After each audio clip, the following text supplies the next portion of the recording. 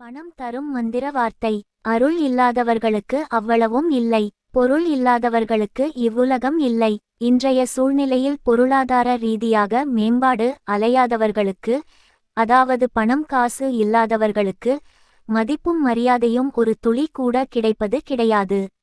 நிரந்தர பொருளாதார முன்னேற்றத்திற்கு நாம் எவ்வளவுதான் ஓடி ஓடி உழைத்தாலும் இந்த பணம் மட்டும் கையில் நிரந்தரமாக தங்குவதில்லை. வருமானத்தை உயர்த்த, பொருளாதார நிலையை மேம்படுத்த என்னதான் செய்வது? அயராது உழைக்க வேண்டும். முயற்சிகளை மேற்கொள்ள வேண்டும். உங்களுக்கு தெரிந்த வேலைகளை மனதிருப்தியோடு செய்ய வேண்டும்.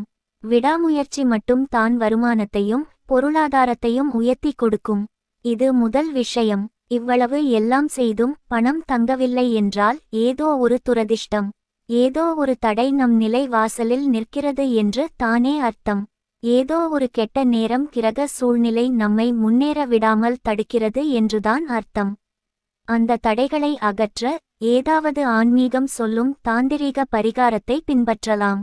பணம் தரும் மந்திர பரிகாரம். அப்படி ஒரு எளிமையான பரிகாரத்தை தான் இன்றைய பதிவின் மூலம் நான் தெரிந்து கொள்ளப் போகின்றோம். இந்த பரிகாரத்தை செய்கிறேன் என்று யாரிடமும் வெளியில் சொல்லாதீர்கள். அடுத்தவர்கள் பார்க்கும்படி இந்த பரிகாரத்தையும் செய்யாதீர்கள். இரவு எல்லோரும் தூங்கிய பிறகு, ஆள் நடமாட்டம் அடங்கிய பிறகு 10 மணி போல நிலைவாசலில் கதவை திறந்து நிலைவாசலுக்கு வெளிப்பக்கத்தில் நீங்கள் செல்லுங்கள். வீட்டிற்கு உள் பக்கம் பார்த்தவாறு நின்று கொள்ளுங்கள். உள்ளங்கைகளில் கொஞ்சமாக இந்த பொடியை எடுத்து கொள்ளுங்கள். எந்த பொடி? பட்டை, இலவங்கம், ஏலக்காய், காய்ந்த மல்லிகை பூ, கொஞ்சமாக பச்சை கற்பூரம் சேர்த்து எல்லாவற்றையும் கொஞ்சம் பொடி போல அரைத்து ஒரு பாட்டிலில் ஸ்டோர் செய்து வைத்து கொள்ளவும்.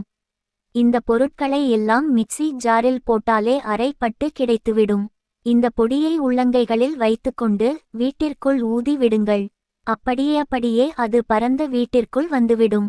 இந்த பொடியை ஊதி விட்டுவிட்டு ஏகம் அநேகம் என்னுள்ளே இருக்கட்டும் என்ற மந்திர வார்த்தையை 3 முறை சொல்லிவிட்டு வீட்டிற்குள் வந்து நீங்கள் எப்போதும் போல தூங்கலாம். அவ்வளவுதான். தொடர்ந்து இந்த பரிகாரத்தை 48 நாள் செய்தால் உங்கள் வீட்டில் தடையில்லா பண வரவு, தடையில்லா பொருளாதார முன்னேற்றம்